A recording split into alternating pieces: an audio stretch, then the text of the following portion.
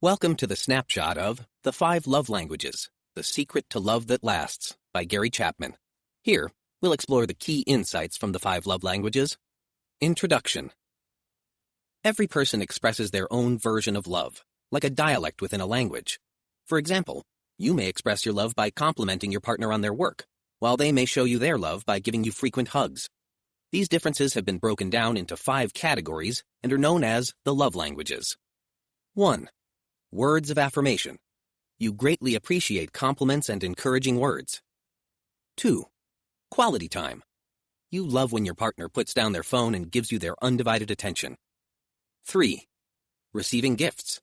Thoughtful gifts and gestures, both big and small, are the way to your heart. 4. Acts of service. You feel most love when your partner helps with your tasks, especially without being asked. 5. Physical touch. Holding hands or receiving a hug makes you smile. As an anthropologist with a background in linguistics, Gary Chapman worked out this list during his years as a marriage counselor.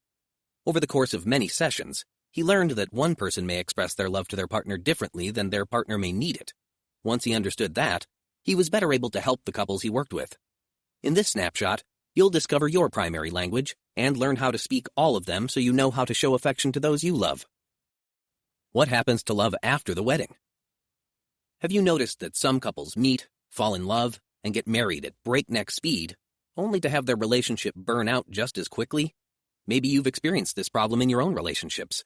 You fall in love and deeply want to make your partner happy, but somehow, despite your best efforts, something changes after you get married. Author Gary Chapman once met a man on a plane ride who had been married 3 times, and none of the man's marriages had lasted for more than 10 years. He told stories of repeatedly being unable to keep the fiery spark of love alive. What was the problem? The man had most likely been speaking a different love language from his spouse's. In each marriage, his wife needed something different from him. But since his love language was different from theirs, he didn't understand how to express his love in a way that they would understand. This problem may seem small, but unless couples can speak each other's love languages, they run a high risk of their relationship falling apart.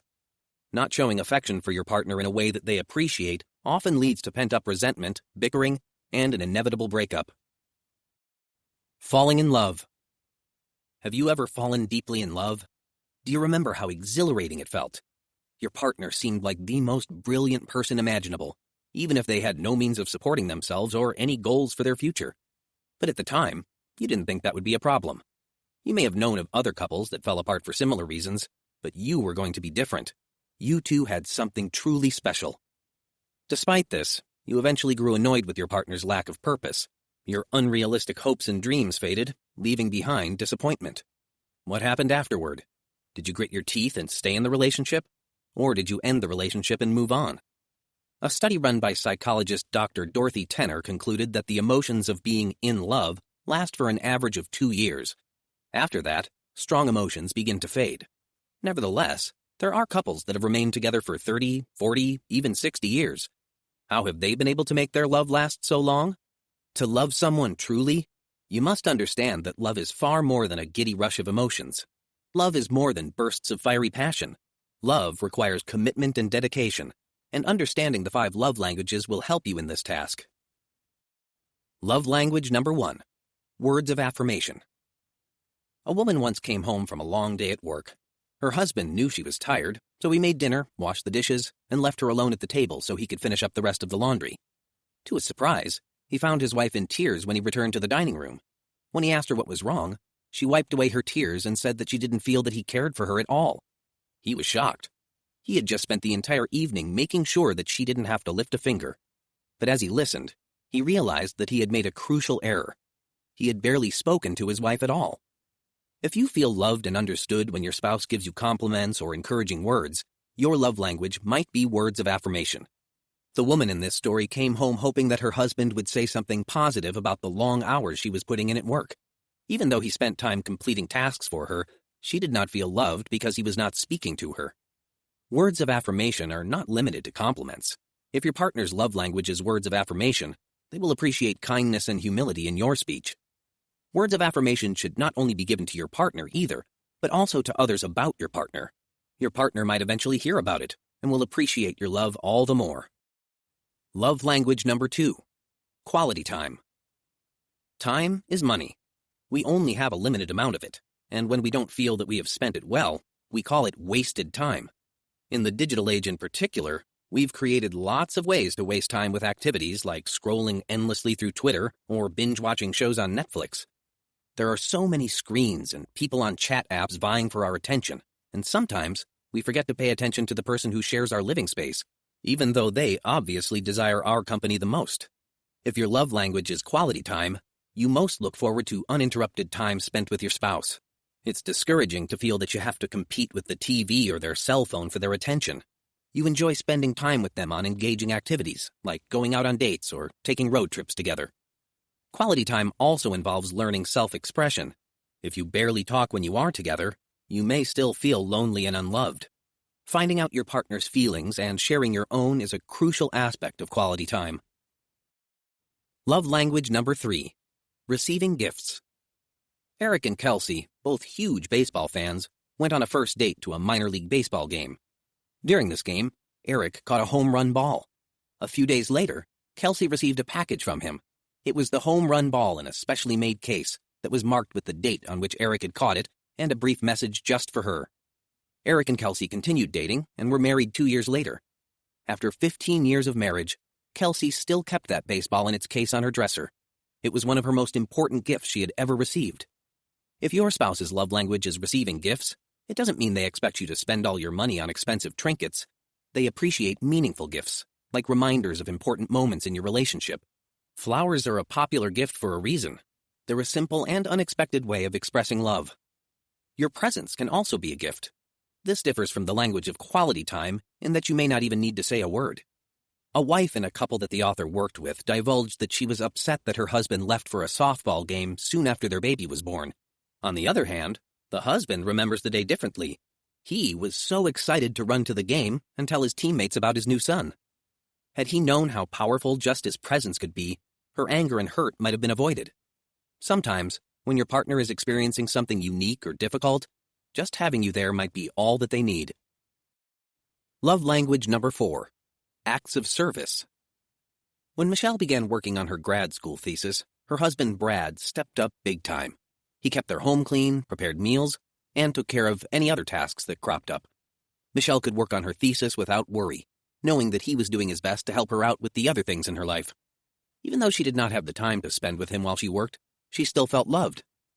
Expressing this language to your partner might involve small things, like taking on extra chores to ease your spouse's workload, or bringing the children to the playground to give your partner a few moments of peace.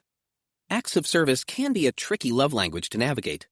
If this is the primary language you speak, and your partner is willing to help you out, you must be careful not to take advantage of them.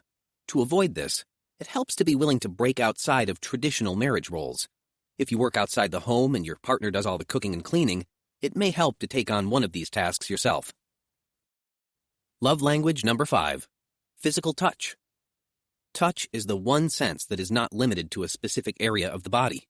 We can only smell with our noses, or see with our eyes, but we can be touched everywhere.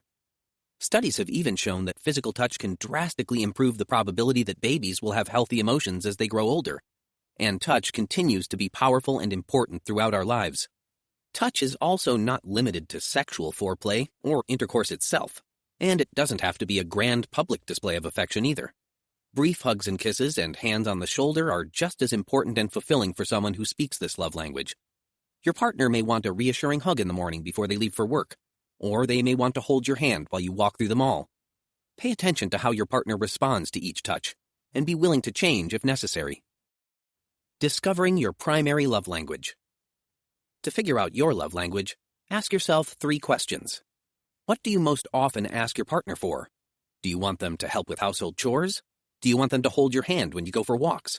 You're probably asking for things that are in line with your love language. In what ways does your partner hurt you the most? For example, are you most hurt when you're ignored or when you're criticized? If it's when you're criticized, then your love language might be words of affirmation. If it's when you're ignored, your love language might be quality time. How do you show your partner that you love them? Do you turn off the TV and listen to them talk about their day? Do you tell them to go out with their friends while you do the dishes and stay home with the kids? Most of the time, the way you show love is the way you want to receive it. Love is a choice. Love is a choice that must be made, even when the fiery emotions that surround you in the beginning of the relationship fade away. Once you know your partner's love language, you can commit to relating to them in that way. And in turn, they will do the same for you. Even if it's hard, and even if it's something you don't know how to do and something that doesn't come naturally, it's the only way to ensure your partner's deepest emotional needs are met. Love makes the difference. Contrary to what the Beatles song says, love is not all we need. But when you and your partner are committed to expressing love to one another, you have opened the door to a new world in which you can work through your problems in a safe environment. Loving the unlovely. But what about relationships that have been stewing in hateful words and actions for years? Can you salvage your love, or is it lost forever? If you're in such a situation, make an effort to learn your partner's love language and express it for a while, and see if anything changes. Ask for suggestions on how to improve, and try to implement them without complaining. Try to gauge their love language based on things they want you to do, or things they have complained about in the past. After each month, for 6 months, check in to see how you are doing and ask for suggestions. This should start filling up your love tanks again. Conclusion. In this age of multiple marriages and divorces, finding true and lasting love may seem impossible. Even in marriages that last, the feelings of love often fade and never return. Now more than ever, we need to understand that there are multiple languages of love, and learning the one that our spouse speaks is crucial to the survival of our relationships. 1. Words of affirmation. You greatly appreciate compliments and encouraging words. 2. Quality time. You love when your partner puts down their phone and gives you their undivided attention. 3. Receiving gifts. Thoughtful gifts and gestures, both big and small, are the way to your heart. 4. Acts of service. You feel most love when your partner helps with your tasks, especially without being asked. 5. Physical touch. Holding hands or receiving a hug makes you smile. About Gary Chapman. Gary Chapman is a speaker and marriage counselor whose work has influenced marriages and relationships worldwide. Chapman has written 6 additional books in his best-selling 5 Love Languages series, including The 5 Love Languages for Singles and The 5 Love Languages of Children. Thank you for listening to the snapshot of The 5 Love Languages by Gary Chapman. If you liked what you heard, then make sure to explore the rest of our snapshot library to continue gaining key insights from nonfiction books in a matter of minutes. Thank you for listening to our quick learning audiobook review series. If you like what you heard, then check out our channel for more free audiobook reviews. We post new audiobooks every week. And don't forget to like and subscribe to our channel and hit that notification bell to be first to hear of our latest reviews.